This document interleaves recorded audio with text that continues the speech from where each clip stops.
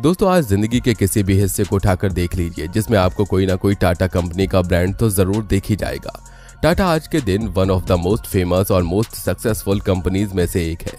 क्या आप जानते हैं भारत को भी बनाने में कहीं ना कहीं आज टाटा का ही हाथ है। टाटा ग्रुप एक इंडियन ग्लोबल बिजनेस है और ये बात हम प्राउड से बोल सकते हैं। लेकिन टाटा ग्रुप की इस फेनोमेनल सक्सेस का राज क्या है? कौन है वो जिसने टाटा कंपनी की स्थापना की और कब भारत में उद्योग जगत की नींव रखी गई? कैसे उनका सफर शुरू हुआ? टाटा के पास नाम, पावर, पैसा और सक्सेस सब कुछ है, लेकिन ऐसा क्या है जो उन्हें दुनिया के बाकी बिलियनियर से अलग बनाता है? हम ये सब जानेंगे, तो आइए स्टार्ट करते हैं इंडिया की सबसे पुरानी बिजनेस की ये दिलचस्प कहानी। रतन टाटा किसी पहचान के मोहताज नहीं है। देश की आजादी के पहले से टाटा घराना कारोबार जगत में अपनी धमक जमाए हुए है। रतन टाटा की शख्सियत देखें तो वो सिर्फ एक बिजनेसमैन ही नहीं बल्कि एक सादगी से भरे नेक और दरिया दिल इंसान और लोगों के लिए आदर्श भी हैं। वे अपने समूह से जुड़े छोटे से छोटे कर्मचारी को भी अपना परिवार मानते हैं और उनका ख्याल रखने में कोई कसर नहीं छोड़ते। दोस्तों टाटा ग्रुप की शुरुआत 1822 में नुसरवान टाटा ने की थी। जब उनका जन्म हुआ था तो एक एस्ट्रोलॉजर ने कहा था कि एक दिन नुसरवान सारी दुनिया में राज करेगा, वो बहुत अमीर आदमी बनेगा।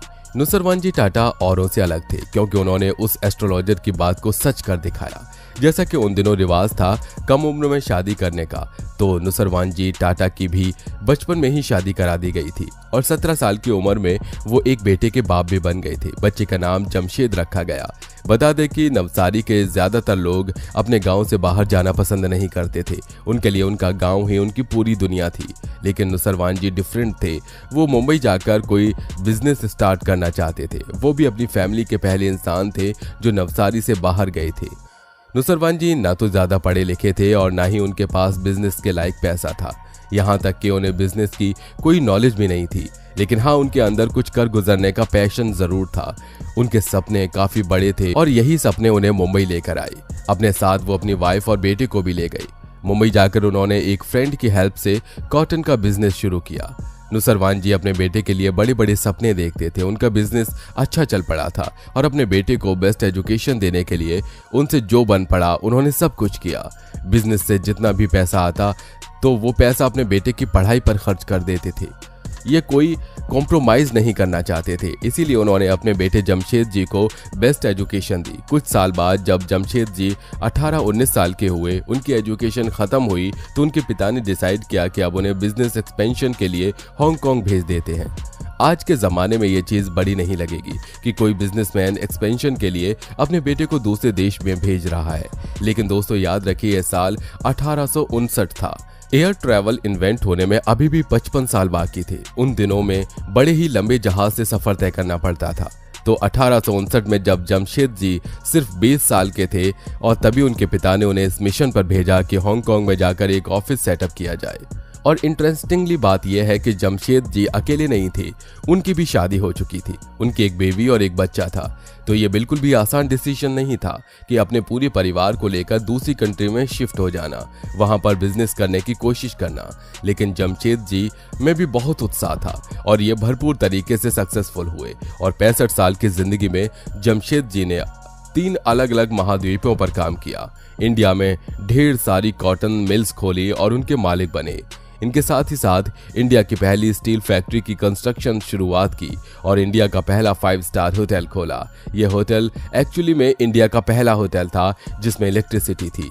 क्या आप सोच सकते हैं कि वो कौन सा होटल था? तो दोस्तों ये होटल मुंबई में द ताज होटल है, जो आज के समय में इंडिया के मोस्ट प्रेस्टिजियस होटल्स में आता है।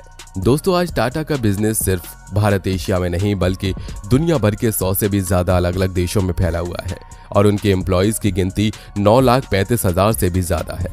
मार्केट कैप के हिसाब से देखें तो टाटा की सबसे बड़ी कंपनी TCS है, यानी टाटा कंसल्टेंसी सर्विसेज, जिसका current market cap 12 lakh crore रुपए है। दरअसल साल 1968 में शुरू हुई ये कंपनी IT और कंसल्टिंग इंडस्ट्री को बिलोंग करती है, जिसका बिजनेस दुनिया भर के करीब 46 देशों में फैला हुआ है और साथ ही इनके एम्प्लॉयज की गिनती 6 लाख के करीब है। अब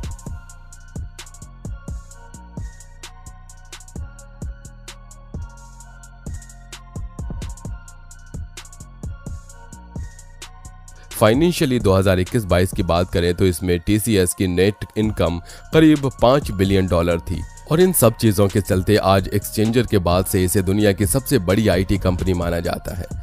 अब आपके मन में ये सवाल आ रहा होगा कि टीसीएस ऐसा आखिर क्या काम करती है कि आज इसकी गिनती दुनिया की सबसे बड़ी आईटी कंपनीज में की जाती है। आपको बता दें कि टीसीएस वैसे तो दुनिया के कई बड़े बड़े प्रोजेक्ट्स को मैनेज करती है, लेकिन एग्जाम्पल के लिए हम आपको इसके इंडियन पासपोर्ट प्रोजेक्ट के बारे में बताते हैं।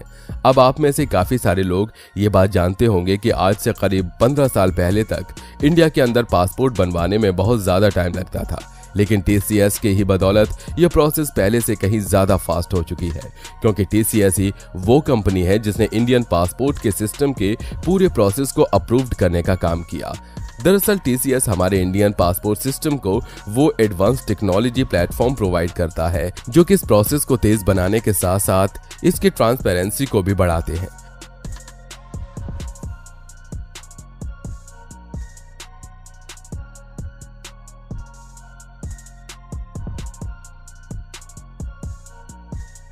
आपको बता दें कि टाटा को और मजबूत बनाने वाले जमशेद जी टाटा ने पिछले सेंचुरी में $102 बिलियन यानी 7 लाख करोड़ का दान दिया था।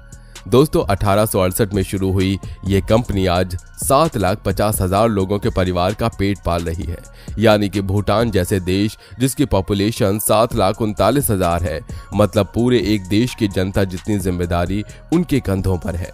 आपको बता दें कि सिर्फ एम्प्लॉयमेंट देकर ही नहीं बल्कि टाटा इंडिया की इकोनॉमी में टैक्स भरकर भी इंडिया की मदद कर रहा है। जैसे 2018 और 19 में टाटा ग्रुप के टाटा कंसल्टेंसी सर्विस ने अकेले 10,000 करोड़ रुपए का टैक्स भरा था।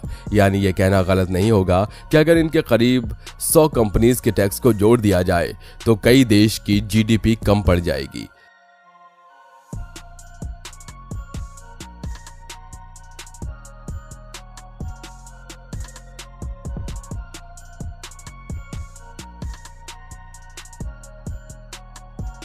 आपको बता दें कि आज से करीब 77 साल पहले साल 1947 में शुरू हुए टाटा मोटर्स आज अपने पैर पूरे दुनिया के 125 से भी ज्यादा देशों में फैला चुकी है, जहां इस कंपनी के लिए दुनिया के करीब 80,000 एम्प्लॉइज काम करते हैं और इस समय इसकी वैल्यूएशन $34 बिलियन के आसपास है।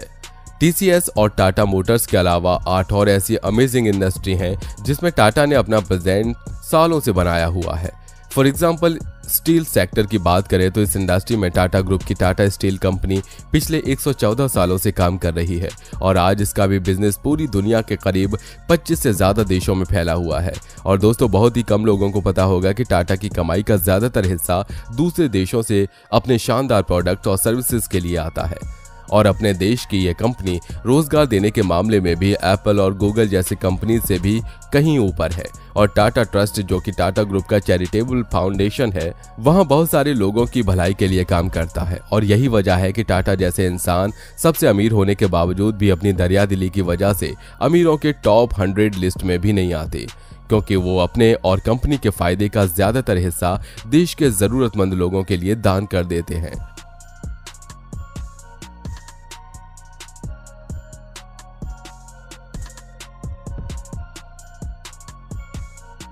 तो दोस्तों कैसी लगी आपको हमारी ये वीडियो, कमेंट बॉक्स में कमेंट करके जरूर बताइए। साथ ही अगर वीडियो पसंद आई हो तो लाइक करके हमारे चैनल को सब्सक्राइब करके बेल आइकन प्रेस करना बिल्कुल मत भूलिए।